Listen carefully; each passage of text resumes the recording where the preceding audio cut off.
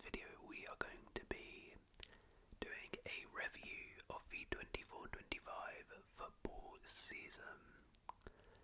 Now, the season is of course over, and I thought we'd done this sort of mid-season, but let's take a look now. All of the leagues across Europe, or at least most of them, are officially done.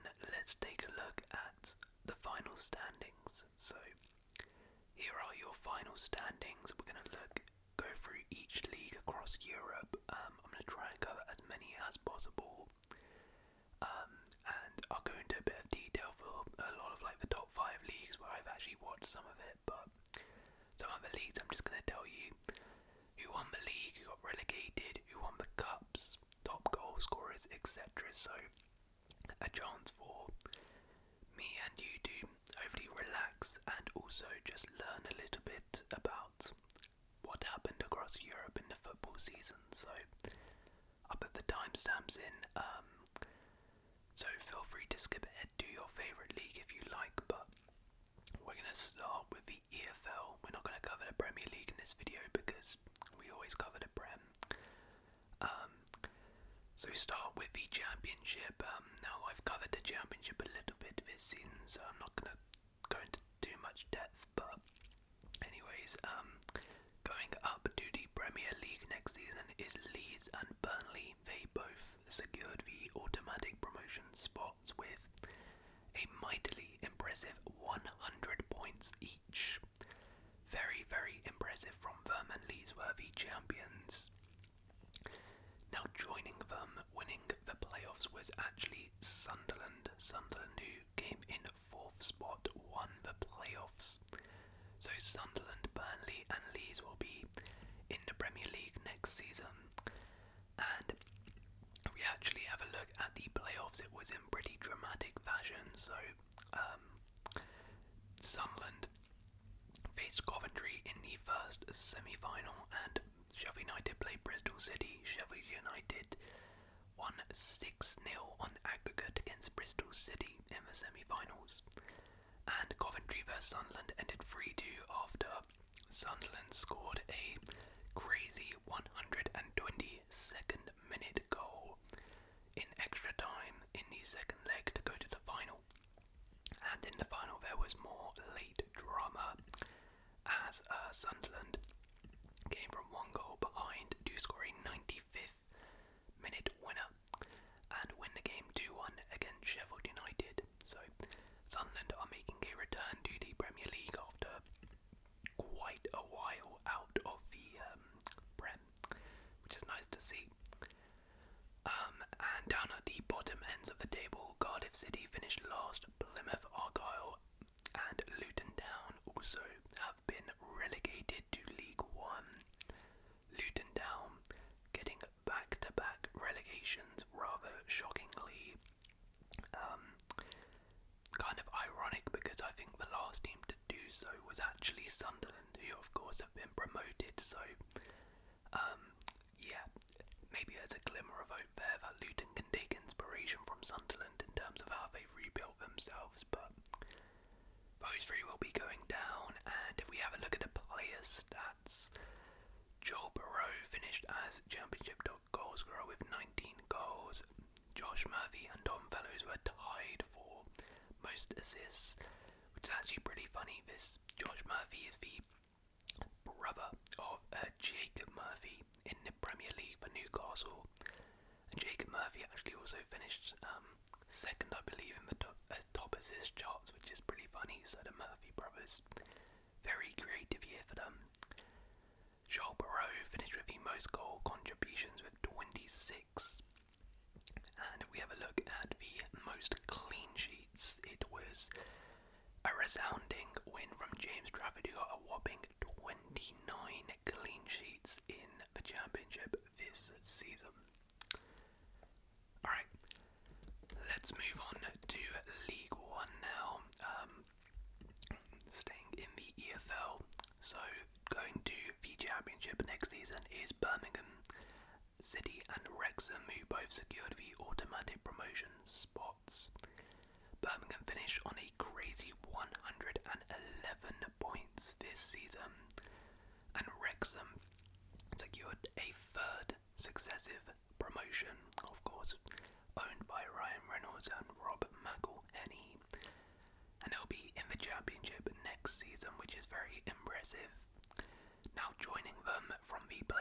was actually Charlton Athletic, who managed to win the playoffs. So they won 1-0 in the semi-finals versus Wigan Wanderers, and Stockport lost to Leyton Orient on penalties in the other semi-final.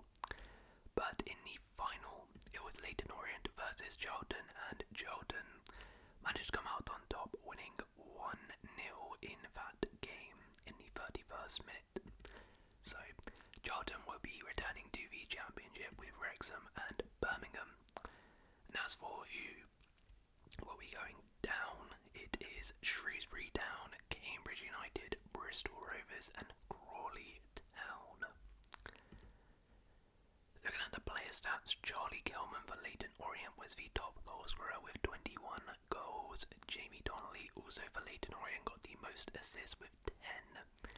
Charlie Kelman got the most goal contributions with 26. And the most clean sheets in the league was Birmingham City's Ryan Alsop with 20. Let's go on to League 2 now, and Doncaster Rovers, Port Vale and Bradford were the three teams who managed to get automatic promotion. Bradford actually got it on very dramatic terms on the final day with a last second 96-minute winner against Fleetwood on the final day to secure promotion. And joining them will be AFC Wimbledon, who managed to defeat Walsall in the final. They beat Notts County 2-0 over aggregate in the semi-finals. Walsall managed to beat Chesterfield, and then Wimbledon beat Walsall in the final 1-0. Walsall, by the way, were at one point, I think, like 11 points clear of 4th place, but they completely collapsed at the end of the season, and finished in 4th. And going down to the National League is Morecambe and Carlisle. Looking at the player stats, Michael Cheek for Bromley got the most goals with 25. Most assists was tied with Luke Molyneux and Denver Hume with 12. Michael Cheek got the most goal contributions with 32. And the most clean sheets was a tie for Owen Goodman and Matt Macy for Colchester. Right, so that's the EFL done. Let's move on to the top 5 leagues now, and we'll start in Italy with Serie A. So this had perhaps the best title race out of the top 5 leagues this season, where Napoli managed to come out on top in the race between them and Inter, only finishing 1 point ahead of Inter. This was one of the, I think it actually was the only title race in the top 5 leagues to go to the final day, where Napoli needed a win and they won 2-0 against Cagliari. But Inter really messed up in the penultimate day with a late penalty, a 90th minute penalty they conceded against Lazio to draw. If they had won that game, they would have been champions, but Napoli secure a Serie A title this season.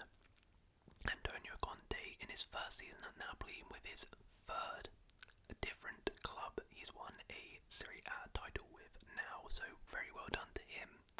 Very impressive. I should also say, I am filming this before the Champions League final, so maybe Inter have won that, so it's not really as sour losing out this, but if they didn't win it, then Inter will go actually trophyless this season. Atalanta finished in 3rd place, they'll be in the Champions League next season. And Juventus managed to secure the other Champions League spot, just about holding off Roma, finishing 1 point ahead of them. They secured it on the final day against Venezia with a Locatelli penalty, winning 3-2 in that game. And Fiorentina managed to get the Conference League spots here. Lazio actually completely bottled it with 1 win in their last 5, and on the final day they lost to 10 men. Lecce at home, and that result kept Lecce in the division, but meant Lazio will not be getting any European football next season. So Roma are in the Europa League, as we'll get on to when we look at the cups, another team is also in the Europa League due to the cup competition. Fiorentina are in the Conference League spot, and Juve, Atalanta, Inter and Napoli will be in the Champions League. Down at the bottom ends of the table, Monza were comfortably relegated with just 18 points and 3 wins all season. Venezia, they needed a win on the final day against Juve and they didn't do it, so they are also relegated. And Empoli have also been relegated on the final day of the season because they lost to Hellas Verona. So those three will be going down. The best team at home this season was Napoli, and the best team away from home this season was Atalanta. The team that ended with the best form was actually AC Milan, who have had a disastrous season but ended pretty well. And the XG table actually has Inter first, Atalanta second, and Napoli third, which is pretty interesting. We have a look at the player stats. The top goal scorer was Matteo Retegui for Atalanta, who finished with 25 goals. Shout out to Moise Keano, who finished in second place with 19. A great renaissance for him. The most assists was Romelu Lukaku for Napoli, and Retegui got the most goal contributions with 33. The highest rating was Scott McTominay, who actually did win the MVP award as the best player in Serie A this season, which is pretty funny, but he was vital to Napoli this year. And the most clean sheets this season was Alex Meret, tied with Milos Fila for Roma, who was fantastic this year. Now, if we go to the cup competition, the Coppa Italia, this is where it was a bit of a shock. Bologna actually managed to end up as champions, beating AC Milan 1-0 in the final. Dan Indoy with the goal in the final. And this is what I was talking about, where Bologna finished outside of the European spots in the league, but because they won this, they will be going into the Europa League next season. So Bologna and Roma will be going into the Europa League, and Fiorentina will be going into the Conference League, meaning Lazio miss out on European football.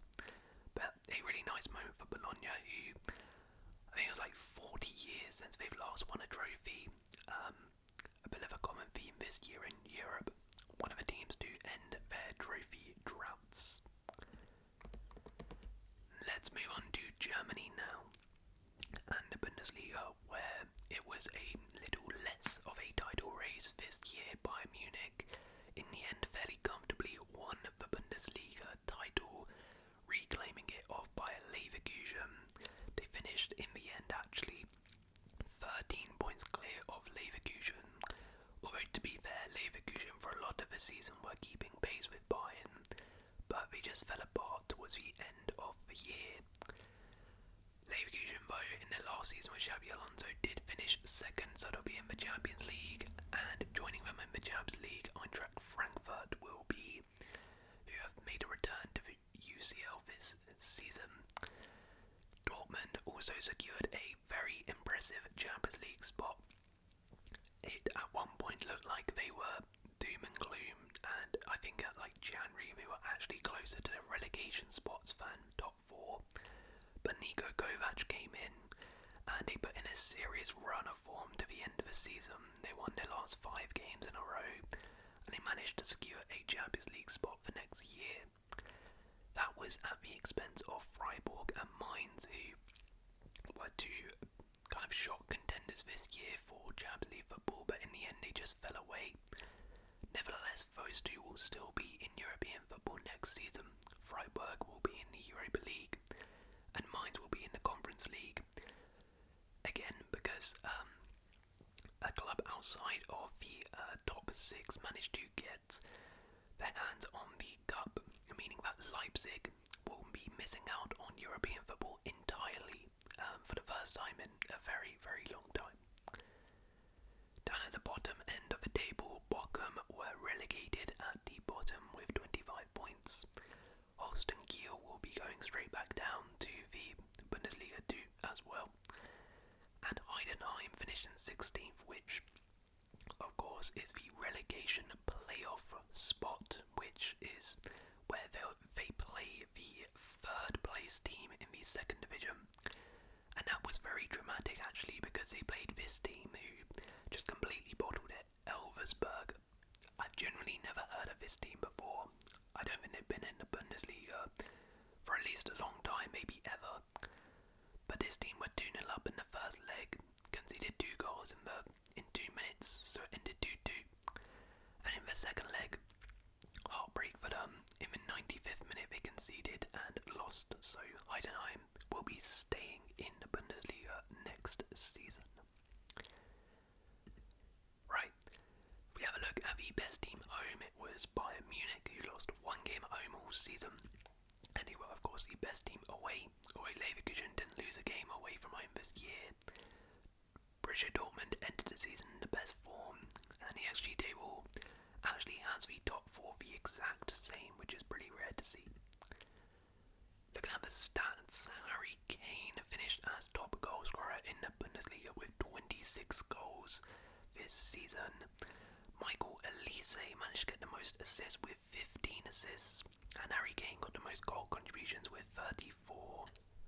And I believe Michael Elise won Rookie of the Year, and Harry Kane won the Bundesliga Player of the Year award.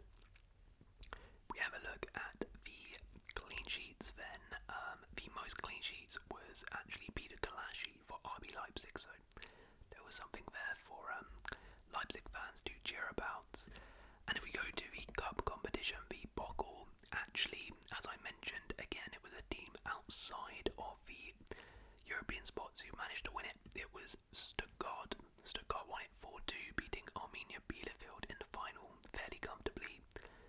Arminia Bielefeld, by the way, shout out to them. It was a great underdog story. They actually play in the the third division of German football, yet managed to make it all the way to the cup final. But in the end, Stuttgart beat them, so Stuttgart will be playing in the Europa League next season with Freiburg, and in the Conference League spot it will be Mainz.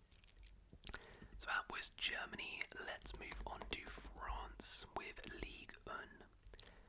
Now Ligue 1 was very comfortably a win for PSG, who finished top of the table with 84 points. It was a really no contest from the beginning. Now they were very close in going invincible. Unfortunately, they took it all the way to the 4th game of the season without getting a loss, but unfortunately they lost 3-1 at home to Nice, ending their run, and then lost the game after as well.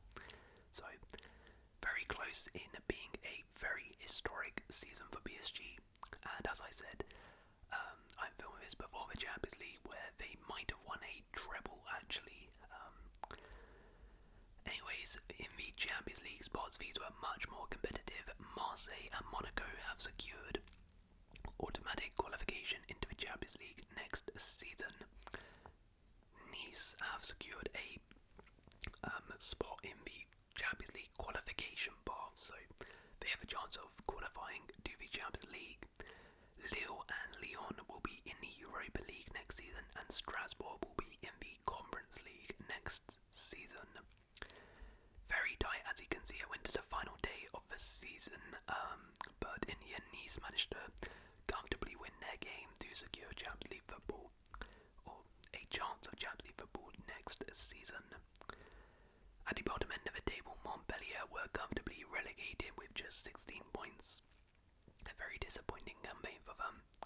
Saint Etienne will be returning to the second division as well. They were relegated. And Stade Liège finished in 16th. They will go to the playoff spot, which at the time of recording has not taken place. But yeah, they might get relegated. We have a look at the best home team. It was PSG. The best away team was also PSG.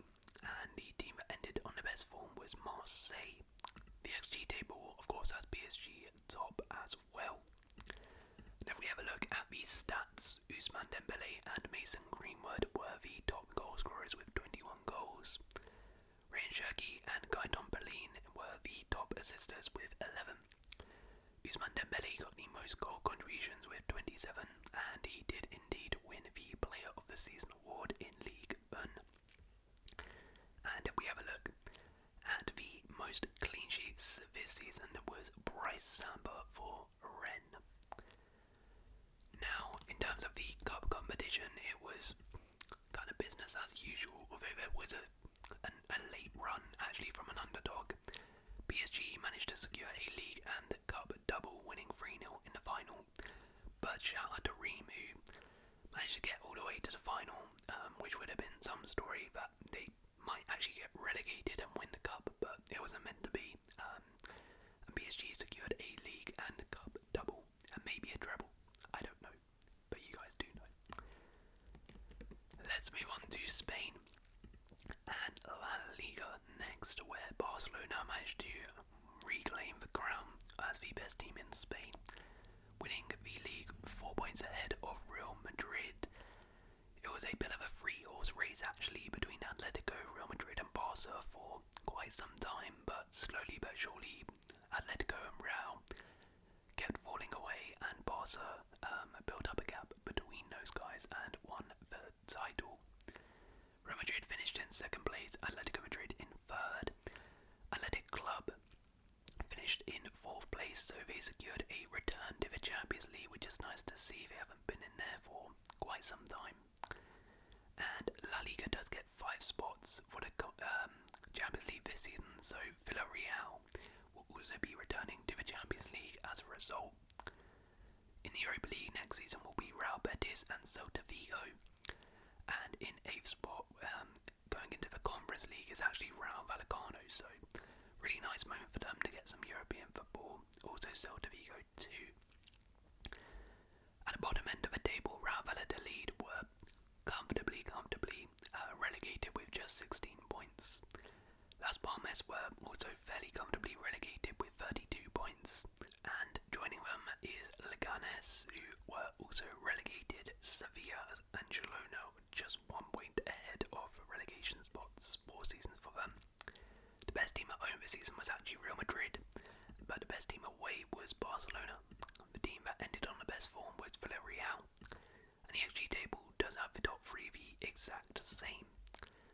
Looking at this stats, Kylian Mbappe managed to win the top goal scorer in La Liga with 31 goals this season. Lamine Yamal finished with 13 assists, the most assists in the league, and Kylian Mbappe got the most goal contributions with 34.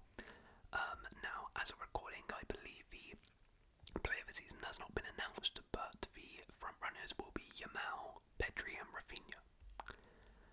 And the most clean sheets this season was Jan Oblak for Atletico Madrid with 15 clean sheets. Looking at the Copa del Rey, the cup competition, Barcelona secured a league and cup double, winning the Copa del Rey too, and winning a pretty crazy final, beating Real Madrid in the final after extra time 3-2. A very crazy final there. Jules Koundé with the winning goal in extra time, so crazy final there, but what an amazing season for Barcelona. In their first season under Hansi Flick, has done an amazing job to get a cup double. Alright, so that's the top 5 leagues. Now we're going to move on to some other leagues. I might be a little bit more brief with these, but we'll start with the Portuguese league, where there was a very crazy title race, which Sporting came out on top, just 2 points ahead of Benfica, winning the league title. Benfica dropped points on the final day, but these two actually played on the penultimate day of the season, but it ended a draw 1-1 here, meaning that the title was in Sporting's hand and Sporting managed to get over the line. Pretty crazy, as they've actually had 3 managers this season, but they managed to galvanise towards the end of the season and win the league, so they'll be in the Champions League next season. Benfica will have to go through the qualifying route to the Champions League. Porto will be in the Europa League. Braga will be in the Europa League qualifying round, and Santa Clara will be in the Conference League. The best team at home was Benfica. Best team away was Sporting. Sporting had the best form, and Sporting won the XG table. Victor Gyökeres, of course, absolutely destroyed the league with 39 goals this season as the top scorer. Trincao got the most assists with 14, and Gyökeres got a crazy 46 goal contributions this season. And Gyökeres actually, as well, in the Cup, managed to be the hero again because Sporting secured a League and Cup double. Don't know what happened there. We're back. I don't know what happened there, but Sporting managed to secure a League and Cup double here with a 3-1 win in dramatic style. Gyökeres scored a 90 plus 11th minute penalty to send the game to extra time, and in extra time they won it, so great way for Gyökeres to sign off his Sporting career as he's likely to leave. And a very impressive season for Sporting, who secured their League and Cup double. Now over in the Netherlands there was another crazy title race and a crazy collapse as PSV went back to back in the Eredivisie and Ajax finished second in an absolutely mental title race where Ajax, I believe, with just 4 games to go, needed, I think, 6 points to secure the title. They had a healthy lead over PSV, and then they proceeded to lose 4-0 to Utrecht. And then in their other game, they drew 1-1. They then lost 3-0 at home, and then against 10 men, they drew in the 99th minute, conceding an equaliser. Meanwhile, PSV won all of their last 5 games, meaning that Ajax produced one of the craziest bottle jobs in football history, collapsing and lost out on the title. But they will be in the Champions League again, at least, with PSV. Feyenoord will be in the Europa League, managed by actually Robin van Persie there. And then I don't know who got Europa League or Conference League. They do like some weird thing. I think, Alkmaar got the Conference League spot, but I don't know. I did Utrecht. Did they get? So Utrecht, I think, got the Europa League spot, and Alkmaar got the Conference League spot, but I'm not entirely sure there. The best team at home was PSV, and the best team away was also PSV. The XG table did have PSV top, and the most goals was Sam Stegen with 24 for FC Twente. Oliver Antman had the most assists, and Stegen got the most goal contributions. Now in the KMVB Cup, the winner of that was actually Go Ahead Eagles. A very, very impressive victory for them. They beat Alkmaar in the final. There you go. They won on penalties. Crazy here, by the way. 99th minute penalty to send the game to penalties. An extra time where, Go Ahead Eagles won. So nice for them to get a trophy this season. Let's go to Turkey now. Let's go to Turkey, where it was a very comfortable title race, actually. Galatasaray completely eased to the title ahead of Fenerbahce with just 1 loss all season. To be fair, it was tight for a lot of the season, but then Galatasaray just pulled away towards the back end of the campaign. So Galatasaray win the Turkish League once again and will be in the Champions League. Fenerbahce under Jose Mourinho went trophyless, and they will have to go through the qualification round for the Champions League. Samanspor and Beşiktaş secured Europa League spots, and Istanbul Başakşehir secured a Conference League spot. Best team home and away was of course Galatasaray. They had the best form at the end of the season. Although very interestingly, Fenerbahce, according to the XG table, should have finished top. Victor Osimhen, as you would expect, was the top scorer. Absolutely destroyed the Turkish League with 25 goals this season. Dusan Tadic for Fenerbahce had the most assists with 13. Victor Osimhen had the most goal contributions with 30 in the league. And it was a pretty good season for Galatasaray in general, who managed to secure a League and Cup double, beating Trabzonspor in the Cup final 3-0. Victor Osimhen with a brace in that game, so Galatasaray absolutely sweeping Turkey with a League and Cup victory. Alright, let's move on to some of the other leagues. So let's go to Belgium, where a very interesting title race occurred. So there was a long trophy drought ended in Belgium as Union Saint-Gilloise managed to come out on top, winning the league 3 points ahead of Club Ligue. And I believe that is their first league title in like 80 years or something. It's crazy. But they are actually owned by Tony Bloom, who is the owner of Brighton. And he has built them up. They weren't in I think they were in the second division not too long ago, a couple of years now. But they've been building and building, and they finally won the league, so they'll be in the Champions League next season. Club Brugge will have to go through the Champions League qualification route. Genk and Anderlecht will be in the Europa League, and Royal Antwerp will be in the Conference League. The best team at home was Genk, the best team away was Club Brugge, but the XG table actually has Club Brugge first and Union Saint-Gilloise third, which is interesting.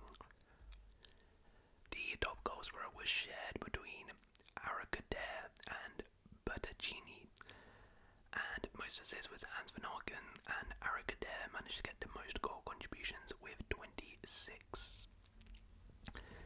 Let's move to Greece, the Greek league, where the champions in the Greek league was Olympiacos, who very, very comfortably won the Greek league with 75 points, 16 points ahead of second place, so a fantastic season for them, and Olympiacos will be returning to the Champions League next season. Panathinaikos will have to go through the qualification routes. BAOK and AEK Athens will be going to the Conference League, and the most goals was Jefte Bentancur with 19, with Rodney with 9, and Ayoub Al-Khabi managed to get the most goal contributions with 23. Okay, so that was Greece. Let's move on and let's go to Serbia. Let's go to Serbia. Oops, wait, I meant to go to the Serbian League. There we go. So the Serbian League was a comfortable victory in the end for Red Star Belgrade, who got 100 points and lost just one game all season long. Absolutely destroyed the league there, and Sheriff Ndai was the top goal scorer for them. I realised as well, I forgot to look at the Greek League Cup. We'll finish with Serbia actually. So the Serbian Cup, is it this? Probably right, yeah, okay. Serbian Cup, yeah, as expected, Red Star Belgrade won, so a comfortable League and Cup double for them, and they'll be in the Champions League next season. In terms of the Greek Cup, I'm assuming Olympiacos went back-to-back. Sorry, not back-to-back, but the League and Cup double, and of course they did, winning the League and Cup, dominating Greece this season. Anyways, let's move on. Let's go to Austria, where there was a pretty interesting title race, and Sturm Graz managed to come out on top ahead of RB Salzburg, winning, just finishing 2 points ahead of Salzburg, who but a late run in, but it was a decisive game here. 3 games left of the season. Sturm Graz beat them 4-2 to win the league pretty much, so very nice for Sturm Graz to go back-to-back in the league this season. And both of them will have to go through the qualification route to the Champions League next season. Having a look at the stats, Ronnie Valdo managed to get the most goals, Dominic Fitz got the most assists and the most goal contributions with 25. If we have a look at the Austrian Cup, the winner of the Austrian Cup was actually Wolfsberger. Wow, fair play. Salzburg and Sturm Graz were actually nowhere near. They were eliminated in the quarters, so fair play to them. We'll look at a couple more now. So in the Czech League, it was one of the Prague teams, and it was Slavia Prague, who absolutely dominated the league with 90 points, comfortably winning the league, and I'll be in the Champions League next season. And if we have a look at the stats, Jan Clement managed to get the most goals, Lucas Proved got the most assists, and Pavel Suk for Victoria Pleasant got the most goal contributions. And if we have a look at the cup competition, did Slavia go League and Cup double? No, they did not. Sigma Olomouc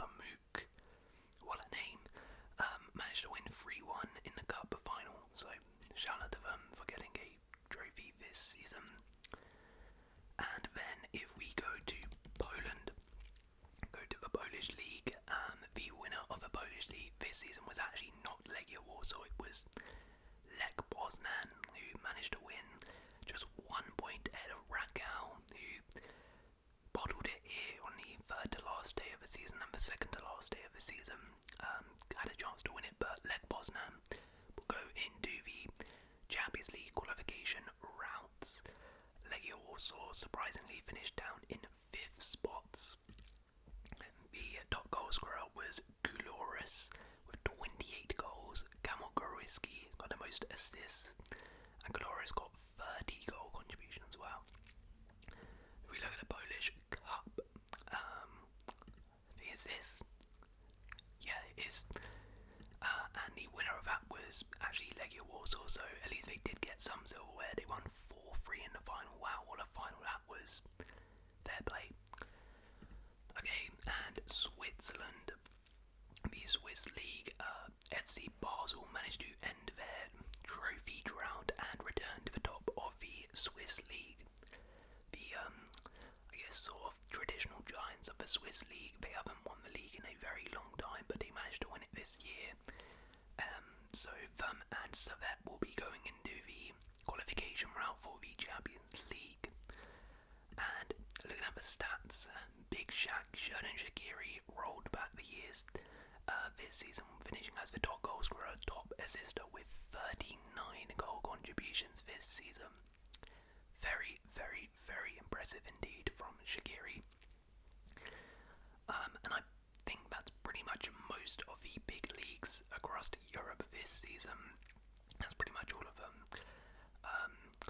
So yeah, hope you guys enjoyed this video, you found it informative.